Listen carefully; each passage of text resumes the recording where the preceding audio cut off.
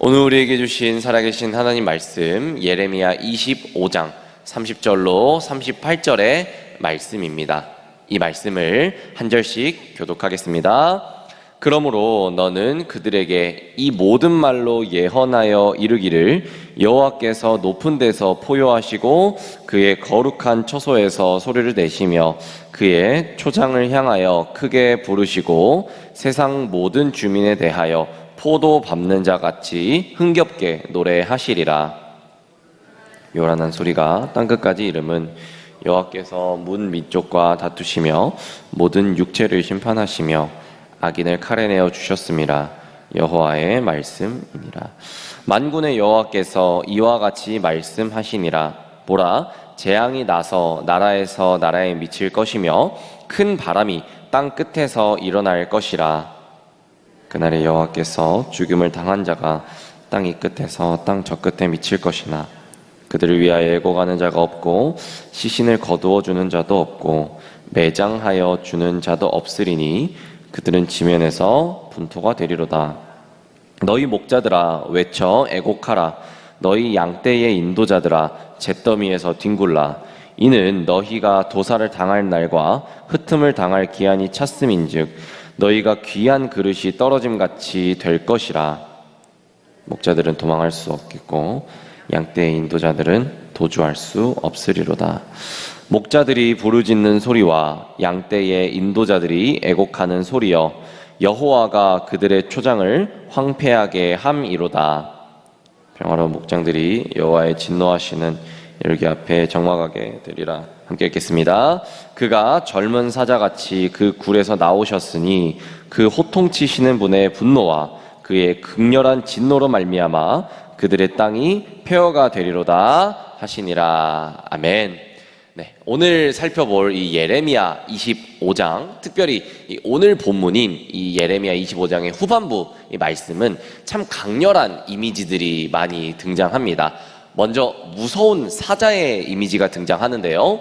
오늘 본문, 첫 본문 말씀인 30절에는 이 하나님이 사자같이 포효하며 거룩한 처소에서 소리를 내신다라고 말씀하시면서 더 나아가서 마지막 절인 38절에서는 드디어 젊은 사자가 굴에서 나오는 장면이 등장합니다. 그 소리가 얼마나 큰지 마치 포도 밟는 자의 소리가 주변에 울려 퍼지듯 세상 모든 사람들에게 들릴 것이다 라고 합니다. 여러분, 이 포도즙을 발로 짜는 모습을 보신 적이 있으십니까? 한번 상상해 보시길 바라겠습니다. 이 흰 옷을 입고 포도를 밟으면서 포도즙을 짜게 되면은 어떻게 되겠습니까?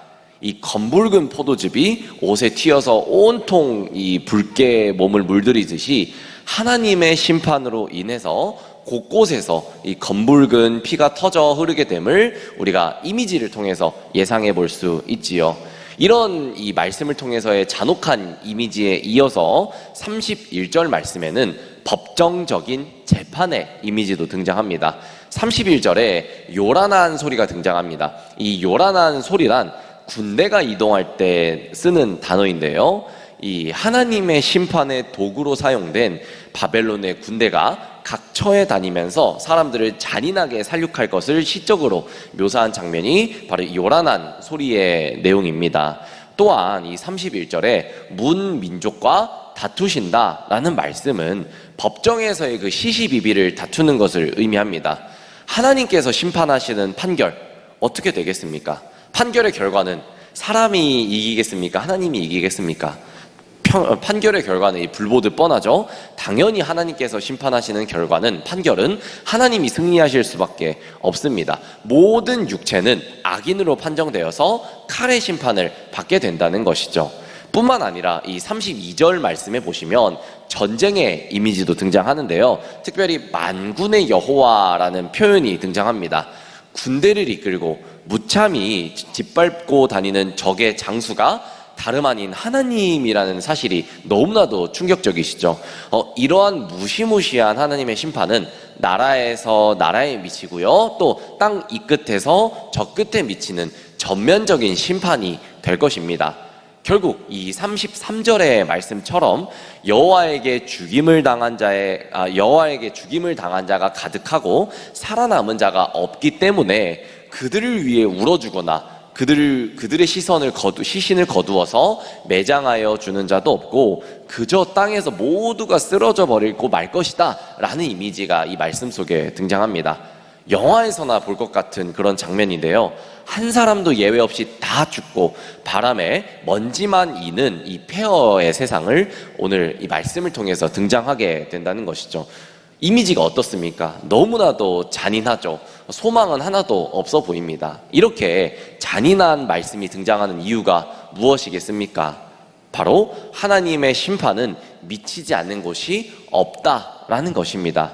그 누구도 이 높은 곳에서 포효하시는 하나님을 피할 수는 없고요, 하나님의 심판이 시작될 때에 우리 모두도 정신 차려서 근신하면서 기도해야 된다는 것이죠.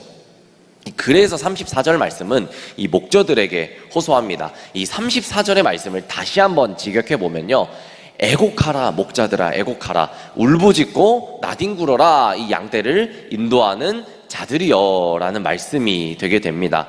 여러분, 이 목자가 지금 이 어떤 이미지입니까? 리더의 이미지지요. 이 리더는 미래를 바라보면서 현재를 분별하는 자들입니다. 그래서 이와 같은 비극적인 결말에 이르지 않도록 더욱 소리를 내면서 살리는 역할을 해야 되는 것이 바로 리더인 것이죠.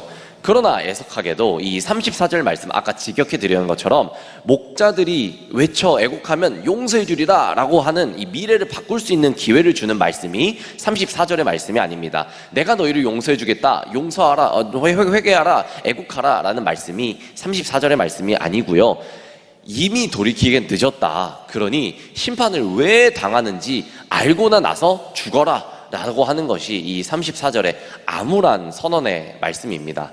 이 도살당할 날과 흩음을 당할 기한이 찼다고 합니다. 이 돌이킬 수 있는 때가 있고 또 그렇지 못한 때가 있는데요, 양을 먹이는 자들인 목자들이 양을 제대로 먹이지 못하니까 이 오히려 양처럼 도살당하는 신세가 되었다는 말씀인 것이죠. 이렇게 보면은 우리가 평화라고 생각하는 것도 그거 결국은 아주 일시적인 거짓 평안일 수도 있다라는 사실을 우리가 깨닫게 되죠. 무슨 말씀입니까? 도살 당하기 전 아무리 평화롭고 아무리 부강하면서 행복한들 무슨 소용이 있겠냐는 말씀입니다. 이 주님의 심판이 이르기 전에 세상에서 잘 먹고 잘 사는 것이 무슨 소용이 있냐라는 말씀이죠. 그러니 하나님께서 기회를 주실 때, 특히 리더들이 경성하여 공동체를 잘 지도할 수 있도록 함께 기도해야 될 것이죠. 오늘 말씀 마지막 38절입니다. 여호와께서 드디어 이 젊은 사자같이 굴에서 나오게 됩니다. 여러분, 사자가 굴에서 나오는 모습 보신 적 있으신지요? 이 사자는 그 풍채만으로도 주위를 압도하는 이미지입니다. 그 동물이죠. 여호와께서 젊은 사자같이 그 굴에서 나오셨다라는 말씀은 심판을 집행하시기 위해서 사자가 먹이를 사냥하는 것에 비유하여 하신 말씀입니다. 결국 38절 이 마지막 말씀처럼 이 하나님의 불같은 심판으로 땅이 폐허가 되고 또 멸망이 되고 말 것인다 라는 말씀이 오늘의 25장의 마지막 말씀의 이미지가 된다는 것이죠. 이렇게 예레미야 25장 말씀은 이 절망 속에서 이 적막하고 강렬한 이미지로 마무리가 됩니다. 그리고 폐허의 이미지를 두 번 반복하면서 특별히 목자들, 리더들의 책임을 부각하면서 말씀을 마무리하는 것이 오늘 25장의 말씀이 되겠습니다. 사랑하는 여러분, 이 오늘로써 이 매일 성경의 예레미야의 묵상은 이제 모두 마치게 되는데요, 이 그동안 우리가 보았던 예레미야의 묵상의 말씀을 보면서 우리 어떤 생각이 드십니까? 사실 이 말씀을 준비하는 저나 또 말씀을 들으시는 여러분들이나 좀 얼굴이 좀 편치 않고 또 어두운 이미지가 많이 등장하죠. 멸망한다, 죽인다, 무너진다, 쓰러진다, 이런 무지막지한 말씀들이 등장하면서 소망은 어디에 있는가, 우리가 의지해야 될 곳이 어디 있는가, 정말 이런 무서운 이미지가 계속 등장하면서 이 계속되는 종말의 말씀에 우리 심적인 긴장감이 이어지고 불안감이 이어지시지요. 하지만 그 전에 우리가 분명히 점검해 봐야 될 것이 있습니다. 그것은 우리가 다시금 하나님의 심판 앞에 직면해 보는 것입니다. 직면해 보는 것. 우리가 하나님의 심판은 누구도 피할 수 없다는 사실을 우리가 잘 알고 있죠. 우리 모두 다 죄를 범하여서 하나님의 영광에 이르지 못하고 진노의 심판 앞에 설 수밖에 없는 상태에 놓인 것입니다. 그런데 어찌된 일인지 우리가 구원을 얻어서 하나님의 영광을 바라고 즐거워하는 자들이 되었습니다. 그 중간에 무슨 일이 일어났겠습니까? 이 어쩔 수 없는 절망에 빠진 우리를 새롭게 하실 것이다 라는 말씀이 이 예레미야 30장에서 33절까지의 이 새 언약을 우리가 만나볼 수가 있는데요. 우리가 또 개인적으로 또 이 말씀이 묵상에 필요하신 분들은 개인적으로 또 묵상하시기를 또 권하는데요. 특별히 예레미야 31장의 말씀을 우리가 새 언약에 대한 부분이 어떤 말씀을 하나님께서 약속해 주셨는지 말씀을 한번 읽어보도록 하겠습니다. 예레미야 31장 31절에서 33절까지 함께 읽겠습니다. 요란한 소리가 땅끝까지 이름은 여호와께서 문 민족과 다투시며 모든 육체를 심판하시며 악인을 칼에 내어 주셨음이라. 여호와의 말씀이니라. 네. 만군의 여호와께서 이와 같이 말씀하시니라. 보라, 재앙이 나서 나라에서 나라에 미칠 것이며 큰 바람이 땅 끝에서 일어날 것이라. 그날에 여호와에게 죽임을 당한 자가 땅 이 끝에서 저 끝에 미칠 것이나 그들을 위하여 애곡하는 자도 없고 시신을 거두어주는 자도 없고 매장하여 주는 자도 없으리니 그들은 지면에서 분토가 되리라. 네, 예레미야 31장 31절에서 33절까지 말씀 제가 읽겠습니다. 여호와의 말씀이니라. 보라, 날이 이르리니 내가 이스라엘 집과 유다 집에 새 언약을 맺으리라. 이 언약은 내가 그들의 조상의 손을 잡고 애굽 땅에서 인도하여 내던 날에 맺은 것과 같지 아니할 것은 내가 그들의 남편이 되었어도 그들이 내 언약을 깨뜨렸음이라. 여호와의 말씀이니라. 그러나 그날 후에 내가 이스라엘 집과 맺을 언약은 이러하니 곧 내가 나의 법을 그들의 속에 두며 그들의 마음에 기록하여 나는 그들의 하나님이 되고 그들은 내 백성이 될 것이라. 여호와의 말씀이니라. 아멘. 이 예레미야 31장 31절로 33절의 말씀을 잠시 읽어드렸는데요. 이 새 언약의 말씀, 이 새 언약이 예수 그리스도를 통해서 성취되면서 성령을 선물로 받아 진리의 말씀 가운데 온전하게 거하게 될 것을 우리가 이 말씀을 통해서 알게 되었죠. 그러기에 이 예레미야를 우리가 언젠가는 계속해서 묵상할 때에 지나치게 형벌을 두려워하지 마시고 또 이 안에 거하시는 그리스도의 은혜를 우리가 분명히 발견할 수 있어야 된다는 것이죠. 심판이 올 것을 믿으나 그 심판에서 우리는 완전히 구원될 것을 우리는 먼저 믿어야 될 것이라는 것이죠.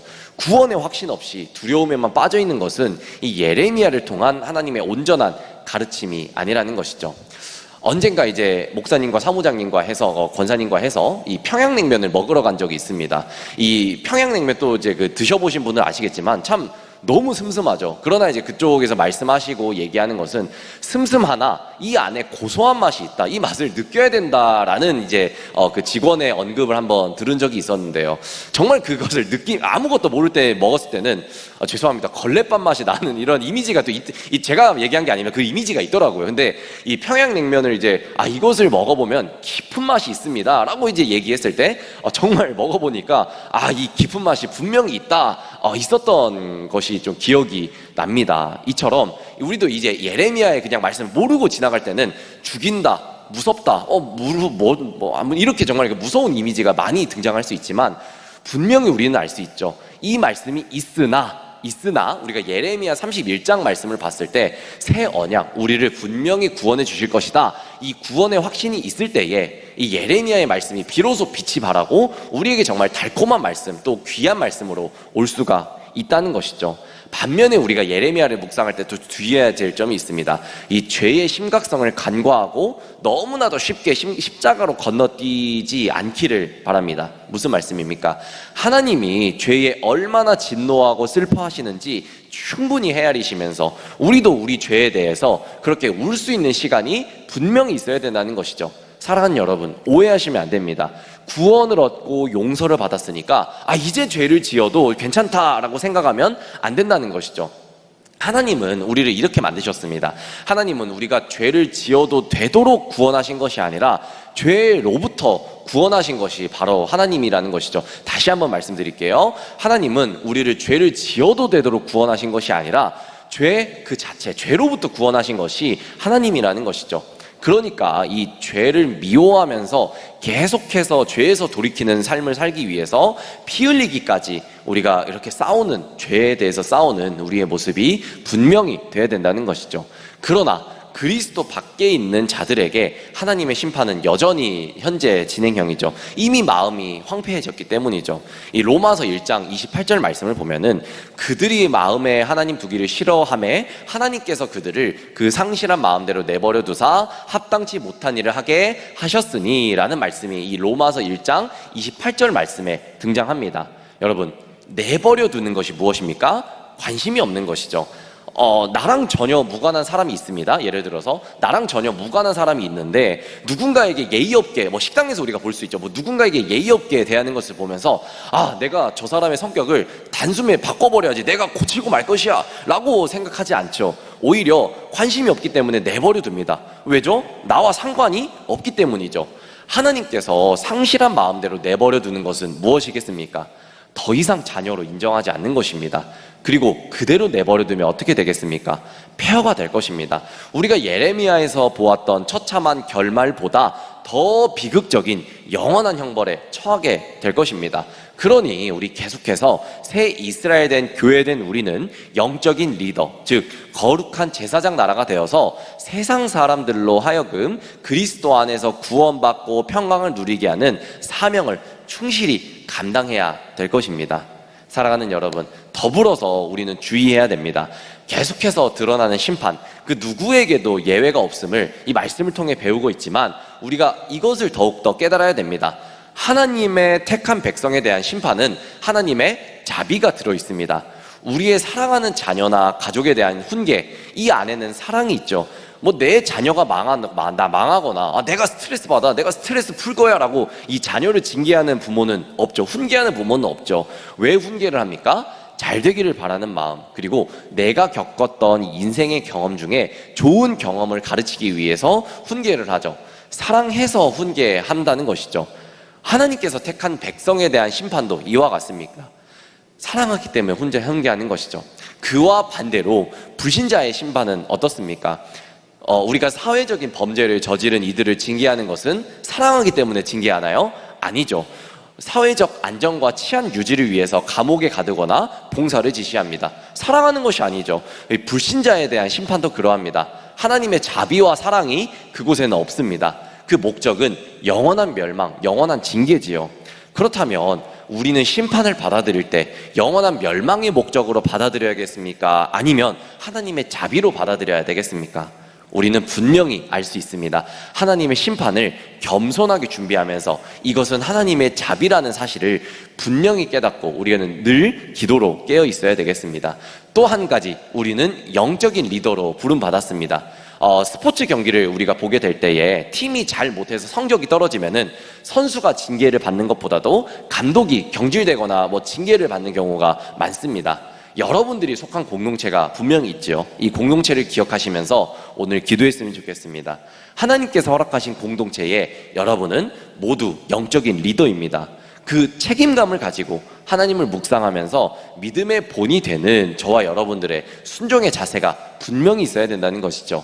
그러한 순종의 자세로 나아갈 수 있는 저와 여러분들의 모든 삶이 되시기를 바라겠고요. 특별히 예레미야의 묵상 말씀을 마치면서 다시 한번 강조드립니다. 이 징계의 말씀, 우리를 정말로 멸하시고 죽이시기 위해서 하신 말씀이 아닌 우리를 더욱더 살리시고 경계하기 위해 또한 새 언약을 주시기 위해 주신 예레미야의 말씀이다. 앞으로도 예레미야의 말씀을 묵상하실 때에 이런 모습을, 이런 생각을 또 가지셨으면 좋겠고요. 특별히 우리는 영적인 리더로 부름받은 인원이다 또 생각하시는 여러분 모두가 되시기를 주님의 이름으로 축복합니다. 함께 기도하겠습니다. 주님, 예레미야서를 묵상하며 무엇보다 하나님의 마음을 알게 해 주셔서 감사합니다.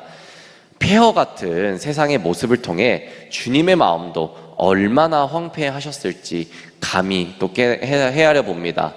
특히 주님이 눈물 흘리시는 장면을 잊으실 수 없습니다. 주님, 우리에게 참된 목자를 또한 허락하여 주셔서 감사합니다. 그 안에서 이제는 주님과 같이 죄를 미워하며 의를 이루는 삶을 살게 하여 주시옵소서. 이 땅에 우리를 영적인 리더로 또 세워주심에 감사하고 또 기억합니다. 영적인 책임을 다하며 참 목자이신 예수 그리스도께로 이끄는 우리의 삶이 되게 하여 주시옵소서. 아버지, 예레미야의 말씀을 마치면서 이 유다 백성을 향한 이 징계의 말씀을 다시 한번 곱씹어 봅니다. 하나님, 이것이 우리 또한 죽이기 위해, 우리 또한 멸하기 위해 주신 말씀이라기보다 우리를 더욱더 살리고 죄에 대해 경계하며 죄를 미워하고 그로 인해서 주님과 다시 연합하게 하려는 주님의 사랑의 징계임을 우리가 말씀을 통해 돌아봅니다. 하나님 함께해 주시고 주님, 우리의 삶을 늘 인도하여 주시며 특별히 우리의 삶 자체가 메시지가 될 수 있는 삶이 될 수 있도록 그런 삶을 살게 인도하여 주시옵소서. 살아계신 예수님 이름으로 감사히 기도드렸습니다. 아멘.